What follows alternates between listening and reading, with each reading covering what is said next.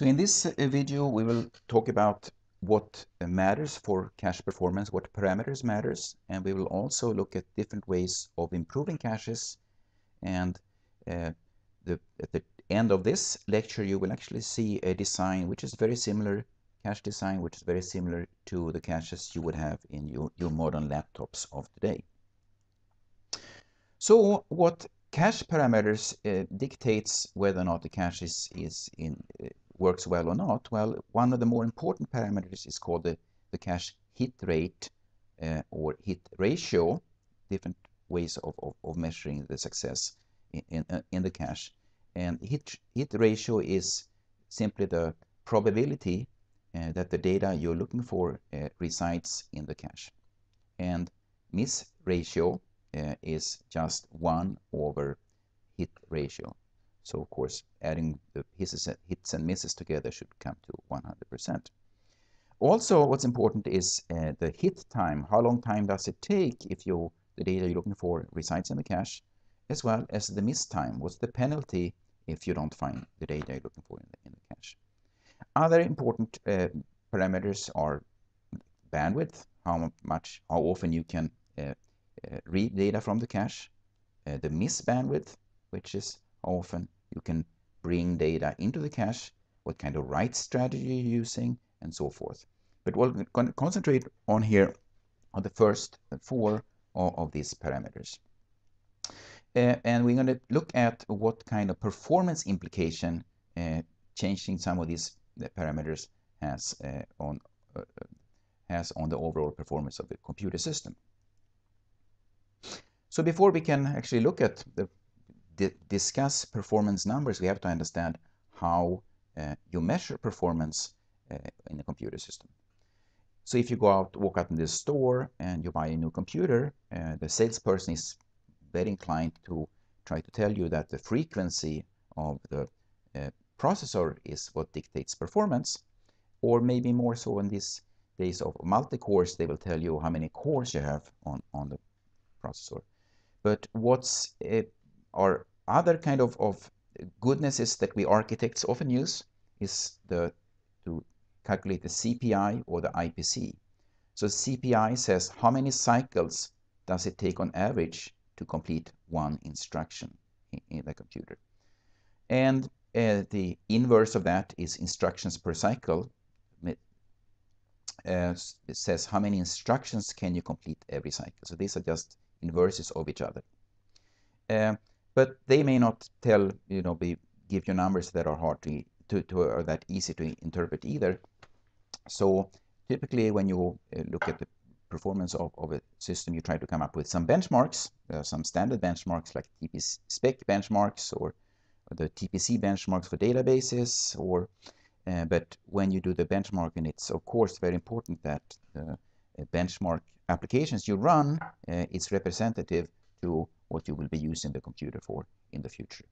But so typically running benchmarks is a better way. But what we're going to do here is we're going to look at the CPI. We're going to see how, given a specific cache system, what CPI will we have in our as a measurement of performance. How many cycles per instruction will it take? We're going to assume that we have a perfect pipeline CPU implementation, which is that as long as that pipeline only execute ALU instructions or register to register kind of instructions, it's going to run at a perfect 1.0 cycles per instruction, so we can complete one instruction each cycle. We're going to assume that there is so that assumes that there is a 100% instruction cache hit rate and so on. So we make lots of assumptions here. But given that holds, the only thing that can slow us down here is that we miss in the data cache. Then we can calculate the total number of instructions, total number of cycles it takes to execute a specific program as the number of instructions for that program. We multiply that by 1 minus memory ratio. So the memory ratio is what fraction of the instructions will be loads and stores to memory. Okay, so 1 minus that simply gives us a fraction of the instructions that are ALU instructions or register to register instructions. And since they have the perfect 1.0 cycles per instruction, we multiply that by the number 1. Then we add the memory ratio of the instructions, and we multiply them by the average memory access time. Of course, since we have caches in the system, the average memory access time depends on the hit rate and times the hit time, as well as 1 minus the hit rate, so this is the miss rate, times the miss time. Okay, that's how you get the average memory access time. And since we want to calculate not the total number of cycles, we want to have the cycles per instructions, we must divide this whole thing now by the number of instructions. Here you have it. The CPI, very, very simple CPI equation says CPI for this architecture is 1 minus memory ratio plus memory ratio times the cost for the hits and the cost for the misses. So taking that very simple equation and plugging in some real-world numbers, so this would be real-world numbers. For example, that the memory ratio would be 0.25, so every fourth instruction is a load or restore. Hit ratio is 85%, so your 85% likelihood that the data you're looking for is in the cache. That's a reasonable number given the kind of cache we designed during the previous lecture. And we assume that there's a hit time of 3 cycles, so that's the best you actually can get the data from the cache in 3 cycles, and if you miss, we assume it's a 100 cycles. So it's not a huge penalty in this architecture. And then we calculate the CPI. So the green component from above here, the blue component, and the red component, and the CPI comes to 5.14, where the largest portion of this actually comes from the time it takes to handle the cache misses, while the ALU instructions and the cache hits are much, much more, even if you add them together. So here are the same numbers again. Given those assumptions, we get a CPI number of 5.14. So that means we can on average, complete an instruction every 5th cycle. So that is much worse than the beautiful pipeline idea that we talked about in the very first lecture, where we really wanted to complete 1 instruction every cycle. So let's do little what ifs here. So let's say that we, for example, bought a CPU which is twice as fast. So everything else stays the same. The time in nanoseconds it takes to hit in the cache, time in nanoseconds it takes to miss in the cache stays, but the CPU runs at twice the frequency. Well, when you get a small improvement here, so you'll be down to 4.77 CPI. What if you buy faster memory? So instead of a 100 cycle memory, now I have a 70 cycle memory.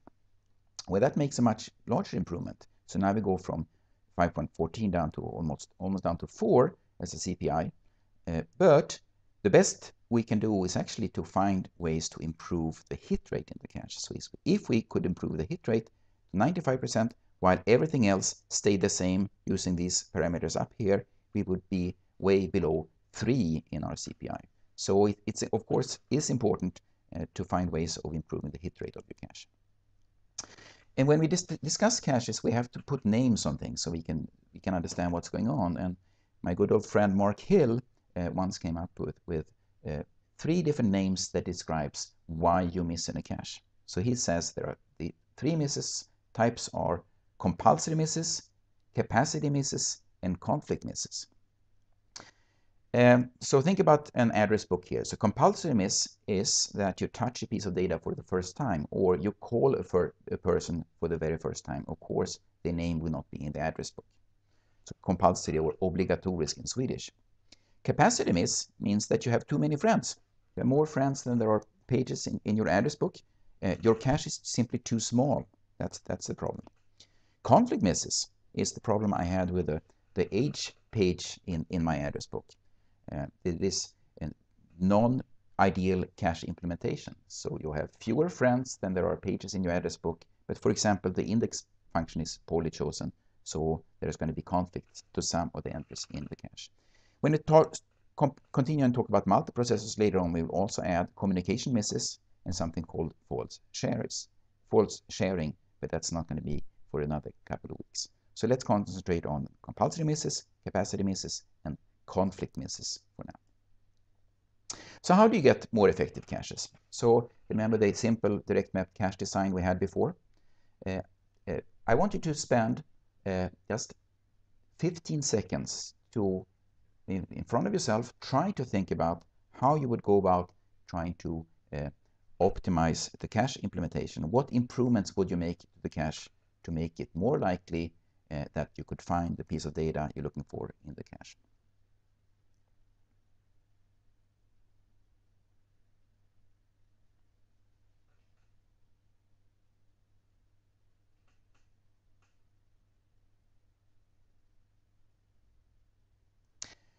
Well, the most obvious one is, of course, to have a larger cache.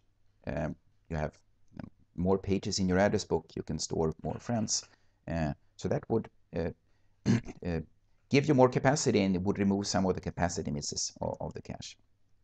But one less obvious but very effective way of improving the effectiveness of your cache is to have a larger cache block or larger cache line.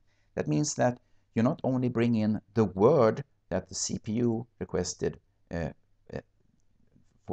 when you have a cache miss, you also bring in some of the words that live in the vicinity, live close to that word in memory, and bring them all in together into a cache block, or more oftenly referred to as a cache line. So bring in large chunks of data to the cache. Of course, you will like to have more placement choices. So in our simple example, we only could have one person starting with the letter H. But if you make more placement choices, you, instead of just having one place where you can put each piece of data, you increase the associativity, and you're going to remove some of those conflict misses. So we want that to some degree as well. There are also lots of innovative caches we'll talk about, victim caches, skewed caches, and so on, that could solve one or the other problems that already been discussed. We're going to have cache hierarchies. We're going to have small, very fast caches, larger caches that sits further away with a longer latency, and so on. So L1, L3, L2, L3, and we're going to talk about something called coherent memory replication, where we turn the entire DRAM of a system into a giant coherent cache. You can have what's called latency hiding. We're going to talk about weaker memory models. We can do latency avoiding, something called prefetching, where you completely avoid cache misses. You can also have cache avoiding. Let's say that you call up a person that you know you're never going to call again. You're not going to put that person's name in the address book, because if you do that, you're going to kick some of your friends out of there. Same thing in cache accesses. If you know that the likelihood of you ever accessing this piece of data again in the near future, you may choose not to put it in the cache at all. There are also look at different optimizations you can do in the application and in the compiler. Just how you write the code may increase the likelihood of you finding what you're looking for in the cache as well. So first we're going to look at making the cache larger. So in the address book, we could, for example, imagine an address book where we, instead of having 28 pages, have 284 pages. So that is 28 to the power of 2. That means the index function now is going to have 2 letters, and we're going to have 28 times more pages in our address book. So this effectively increases the size of the cache.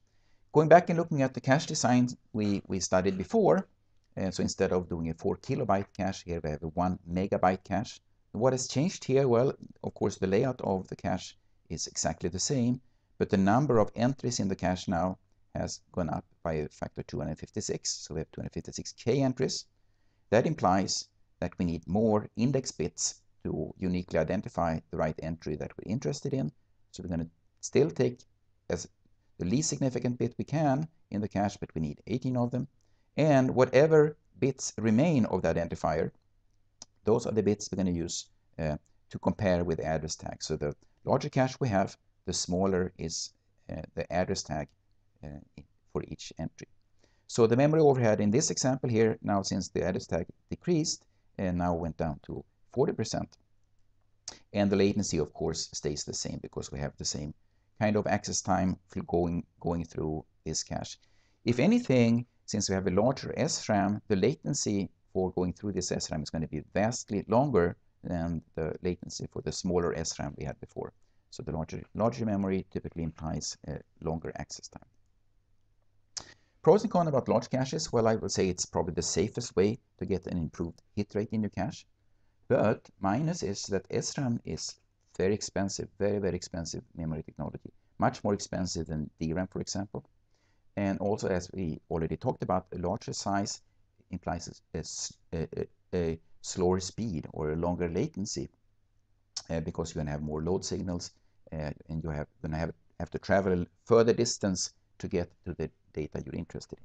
Also, power consumption goes up. So both static and dynamic power consumption, we're going to talk a little more in detail about that during next lecture. Okay, so that was increasing the cache size. Now we're going to look at a completely different optimization. And in order for us to understand this optimization, I would like to talk about not just why you miss in a cache, but also why you hit in a cache. So there is a kind of locality called temporal locality. And this is sort of temporal localities. For example, if you ask me what's the weather like today, I would say it's probably overcast, because when I went to work today, it was overcast, and I assume that weather don't change that quickly over time. So what happened an hour ago is likely to still be happening out there. If you ask me what's the weather like in Stockholm, I would look out the window and I would see it's overcast here, and I would say, it's probably overcast, because I bank on the fact that weather has a locality property that says that two places near each other in the world are likely to have the same kind of weather. So that's the spatial locality. We have exactly these kind of properties in the access pattern from CPUs as well. So if you look at the access pattern from, for example, an inner loop of a program and see what piece of addresses we touch, we're going to see we touch a piece of address A, then address B, and then address C. And then we touch address A plus 1, and then B and C, and then we touch A plus 2, and then B and C. So what's going on here is probably that A and B are memory location where we store local variable that's used in this loop. No, sorry. The location B and C are places that store local variable that we use in the loop, while A plus 1, A plus 2, and so on are probably part of a vector that we access in that loop. So here we're going to see the two kinds of localities in this access pattern. So the temporal locality is the fact that we will access B, and we will access B and C over and over again. And spatial locality is the fact that we access A plus 1, A plus 2, and so on. So larger caches, it's good for improving or exploring the temporal locality, while having larger cache lines or cache blocks is a way to explore the spatial locality of an access pattern. So in this cache design here, it's still a 1 megabyte cache. It's still direct mapped, but what I changed here is that the cache line is 16 bytes. So this implies that we're going to have each entry in the cache is going to store 4 words, each word 32-bit or 4 bytes large. So we're going to have 128 bits coming out from this cache. We're also going to have fewer entries. Instead of 256 entries, we're just going to have 64K entries. So why is that? Well, because each entry stores 16 bytes, and the capacity of the entire cache is 1 megabyte. So if you take 1 megabyte and you divide that by 16 bytes, you get the number 64K entries. So each time we index into this cache, we're going to get 4 words coming out. So a word is still 4 bytes, so we're still going to toss the lower 2 bits. It looks like 2.5 here on this picture. It's the lower 2 bits, identify the word within the cache. Then we're going to use the next 2 bits of this to identify which of these 4 words that come out of this location in the cache that we're interested in. And that is, of course, determined by the lower 2 bits of the address. So we're going to use 2 bits as a select signal. This is a multiplexer, or MUX for short. It's a 4-to-1 MUX because we have 4 words coming in and we have 1 word going out at the bottom. So in order to control which of these 4 possible words that we're interested in, we can encode that with a select signal of 2 signals. The next 16 bits are going to be used as the index address into the SRAM. So in the previous example, we needed 18 bits, but now we have quarter as many entries. We need 2 fewer bits, so 16 bits to index in here to uniquely identify 1 out of 64K entries. And whatever bits remain, we're going to use to compare with the address tag that's stored here. So this address tag stored here actually guards or tells you whether all of these words are present or if none of them are present. So this really implies information about all of them, as well as this validate signal also says whether all 4 words are valid or none of them is valid. So this is a direct map cache with a cache line containing more than 1 word. Memory overhead went down quite a lot now, since the overhead here of storing the valid bit and the address tag is amortized over more words, and the latency stays the same as before. The entries, the things that have changed compared with the previous design is the number of entries, the number of index bits, the fact that we need the select signal and we needed to add the multiplexer, and of course also the address tag, the width of the address tag also changed. Otherwise, the cache design looks very similar. So just to clarify what a multiplexer or a MUX is, because this is going to be important for future slides as well. So in this example, it's a 4-to-1 MUX, which means we need 2 select bits. We have 4 words coming in from this MUX on the top, and the job of the MUX is to choose 1 of these 4 words. So if you give the select signal 0, 0, we're going to get the red word coming out at the bottom. If you give 0, 1, you're going to have the bluish word coming out. 1, 0, you can get the yellow and get the purple, of course, if you do the 1, 1. So this is the job of this multiplexer. So what are the pros and cons of large cache lines? Well, as we already discussed, they explore spatial locality. They fit very well with modern DRAMs. So when you access a DRAM, it typically takes a long time to make the first access to the DRAM. But if you would like to access data in the vicinity of that first access, you can do it very, very quickly in fast page mode. Or if you would like to make subsequent accesses to the next neighboring cache line that's the same thing, you will explore the page mode. And it's a huge difference between the two. So the first access may take an order of 10 times longer than subsequent accesses. So that means that we can amortize the cost of that long first access by actually reading in some more data, almost for free. But having 2 large cache lines means that you're going to use the SRAM and the bandwidth to memory very poorly, because if you only need 1 of those words, and then you have occupied space in precious space in the SRAM by storing the other words, but you also have wasted lots of energy and bandwidth, memory bandwidth, by reading the other words that you're not interested in. Also, you can get a higher miss penalty because now instead of just reading 1 word, you're going to read many words. That can be fixed by a technique called critical word first. You send the word that was requested first. So while you fill the rest of the cache line, you can send the first word to the processor and make it happy. As we'll see, the multiprocessor's large cache line will also introduce something called false sharing, which can be really be a performance killer for you for some applications. Typically, if you look at the performance of a system as a function of cache line, there is some kind of sweet spot. So it,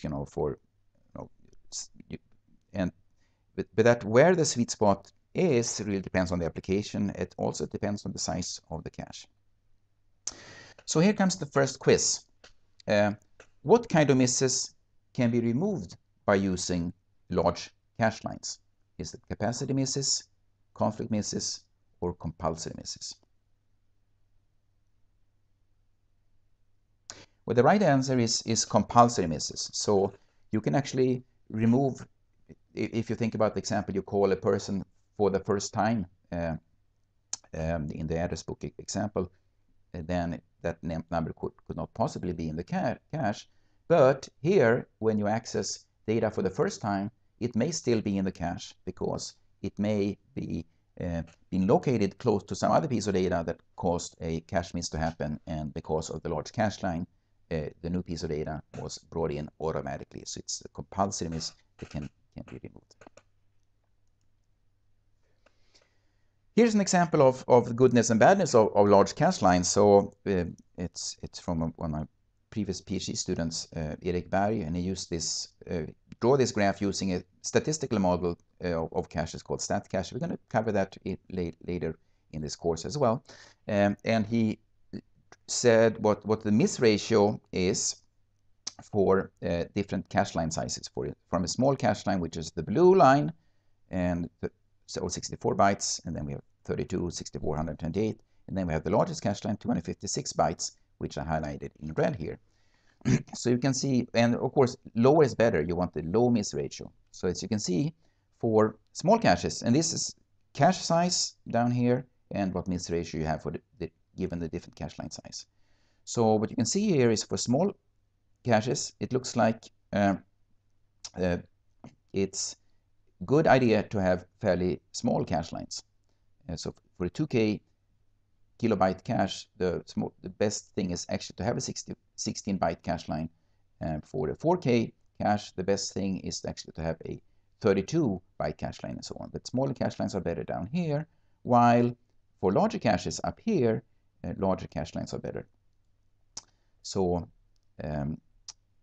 short cache lines are better here, large cache lines are better here, and over here everything fits in the cache, so the cache line size really doesn't matter. This is just one simple example. Actually, this is from matrix multiply, but this general observation holds for many classes of applications. That's the optimal cache line size. There is no optimum. It really depends on the application as well as how large caches you're designing.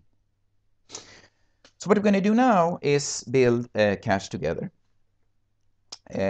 The cache size is 64 kilobytes. The cache line is 64 bytes, so much larger than we talked about before. The word size is 8 bytes. So that's the chunk of data that we should give back to the CPU. And we still have a 32-bit address, byte addressable 32-bit address that identifies the data we're looking for. So there you have the 32 bits. And of course, we have the cache line size is 64 bytes. The word size is 8 bytes. So what we're going to have here, each entry in this cache will contain 8 words, each word 64 bits or 8 bytes large. So an entry will actually read out 512 bits from the cache. The goal was to give 64 bytes of data back to the processor, as well 64 bits of data or 8 bytes, as well as a hit signal. But the question is, how should we go about designing this cache so we can produce those signals back to the processor? Well, first of all, we have to insert a multiplexer, so a mux. So this is an 8-to-1 mux. And we have to control that mux with a select signal here, so that we correctly will choose 1 out of 8 inputs to the mux. So the next question is, how many bits do you need for this selection to take place? How many bits do you need to select 8 out of 1 entries in the mux?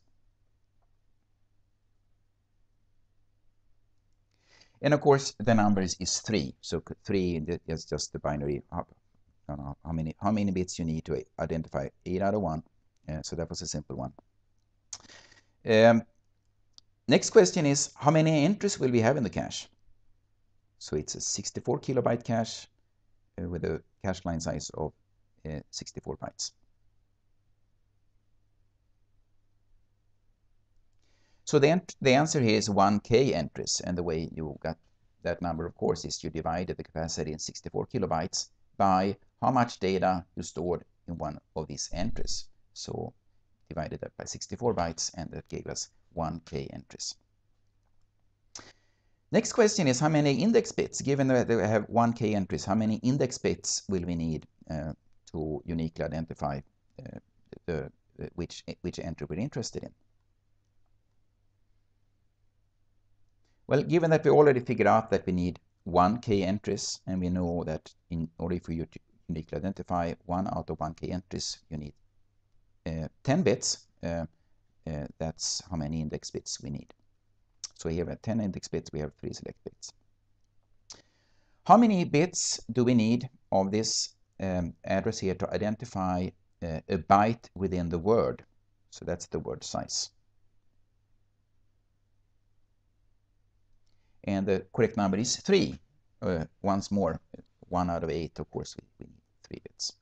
So now we have all the bits and pieces needed here. So let's just design the cache. The next 3 bits we said are needed to drive the mux. So know which out of these 8 words that the CPU requested. We needed 10 index bits. We already said that. So the next 10 index bits or address bits will be used as to index to get the right entry. And then we need some address tag. So some part, how large part, how many bits of the address will we need as an address tag?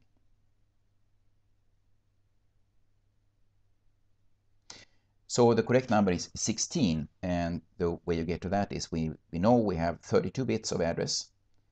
We used 3 bits and 3 bits and 10 bits. So we already used 16 bits, and the remaining bits are 16 bits. All of them have to be used to compare with the address tag that has to be stored in the cache. So this also has to be a 16-bit field. So that's actually how we designed that a cache. And now we're getting closer to caches the way they look in the laptops of today. So typically today the cache line size, the most popular cache line size is 64 bytes. The word size is often 8 bytes as well in these designs. We're going to deal with one last issue here, and that's the issue of what happens in the cache if Murphy is involved. So you remember this access pattern here, where we have B and C as local variables in the loop that we access each iteration of the loop. What happens if Murphy is involved and both B and C happen to index to the same location in the cache? Well, that means they're going to bump each other out. So there's going to get cache miss here. We're going to install B in the cache. We're going to get the cache miss here. We're going to install C in the cache. We're going to bump out B, which means we're going to get a cache miss over here again, cache miss over here, and so on. We're always going to miss in the cache. So even if that may be very unlikely, it may happen now and then, and when it happens, it can have a huge performance implication. So the performance loss you can get in this example, the simple example I gave you here, if you're really unlucky, is that this loop may run 10 or 100 times slower. So it's important to make sure that this is something which happens incredibly rarely in your design.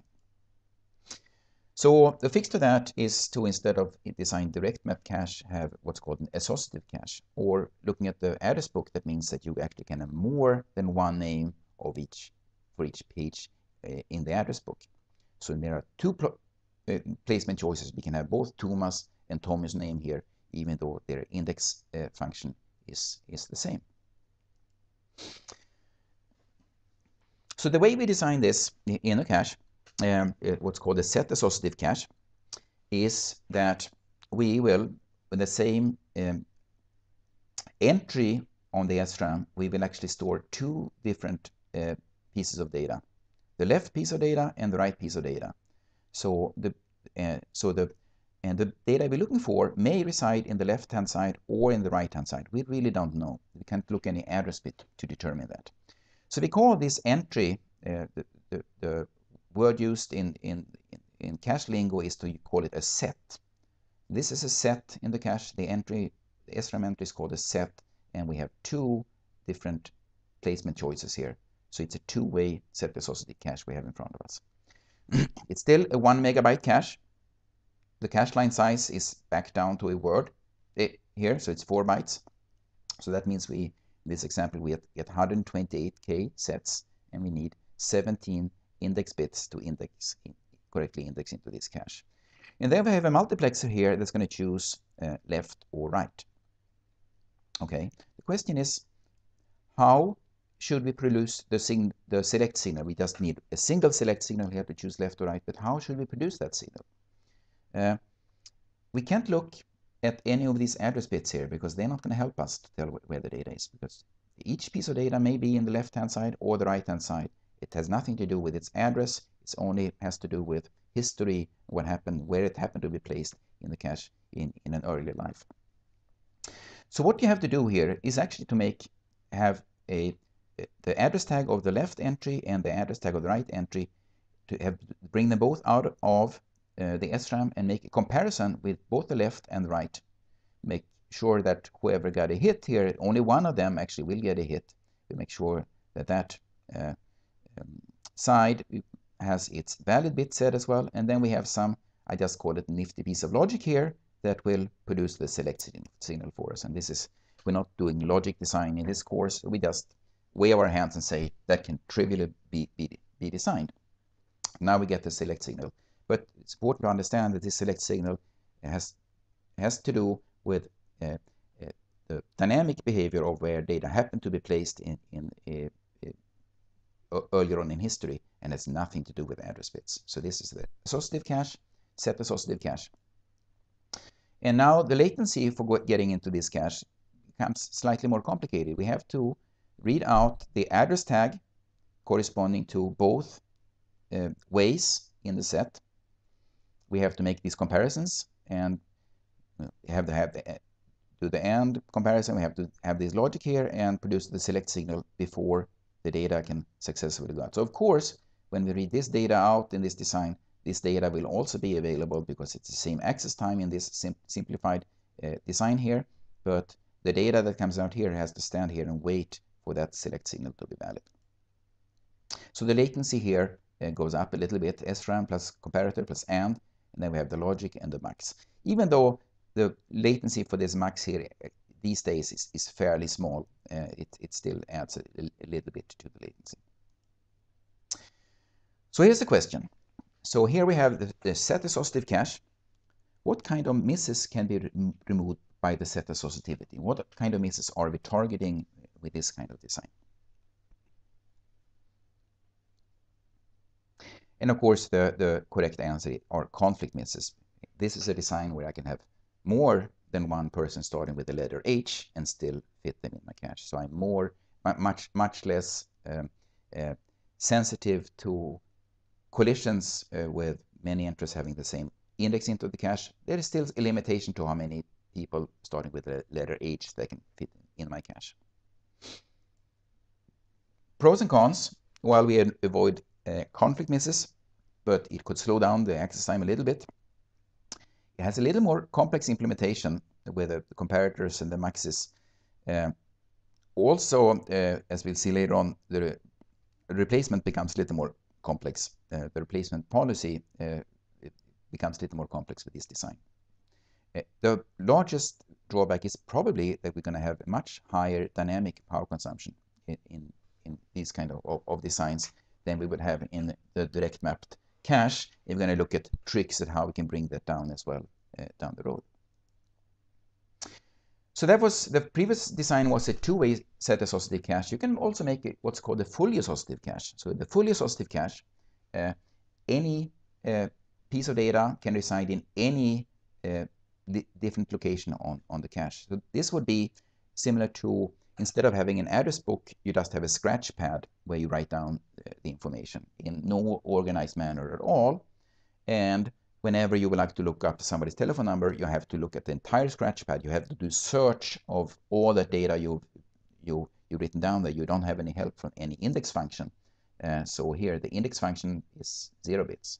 All the data resides in a single set, and this would be a 64K way associative cache, or it's fully associative cache, in order for us to get 1 megabyte cache. Here we have, in this example, we have 16 bytes of information stored in each place, and we will need 256 to 1 max to produce the 4 byte of data that we're interested in. So this quickly becomes very complicated, and these designs are, from an energy point of view, incredibly costly. Still, sometimes we do implement fully associative caches, and we will see that, for example, later on when we talk about memory translation caches, or TLDs, they are often implemented as small but very associative or fully associative caches. So fully associative, very expensive, only used for small caches, and as I said, sometimes for TLDs. There's a special kind of fully associative caches you often use in routers and so on, which is called contents addressable memory. It sort of looks like a fully associative cache, where you can provide a key to that key to the CAM, contents addressable memory, and get associated data coming out. These CAMs tend to be a little more complex than just a fully associative cache, but sometimes you can also specify wildcards, but in some sense they are fully associative caches. Finally, you can also have a combination of both the larger cache lines as well as more associativity. And this is actually a picture which is very similar to the caches that you have in your laptop. Your laptops, typically the first level caches, are typically a 4-way or 8-way set associative caches. The size and they have cache lines that contains more than one word. In your design, in your laptops, they would typically be 64-byte cache lines. In this design, we have cache lines which are 16 bytes. The word size is 4 bytes. So what you need here is, in order for you to calculate how many sets you need, you figure out how much data, useful data, do I store in this set. So you store 16 bytes here and 16 bytes there, so it's 32 bytes.